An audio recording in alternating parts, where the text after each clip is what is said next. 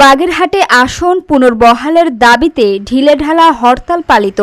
বাগেরহাট থেকে AH নাটুর রিপোর্টে বিস্তারিত। বাগেরহাটের 4টি সংসদীয় আসন বহাল রাখার দাবিতে সর্বদলীয় কমিটির ডাকা 3 দিনের কর্মসূচির অংশ হিসেবে ঢিলেঢালাভাবে পালিত হয়েছে প্রথম দিনের হরতাল। সোমবার সকাল থেকে বিকাল পর্যন্ত জেলার মহাসড়কে এ কর্মসূচি পালন করে তারা। সকাল থেকে দোকানপাট খোলা থাকলেও বন্ধ ছিল অভ্যন্তরীণ ও দূরপাল্লার যানবাহন চলাচল।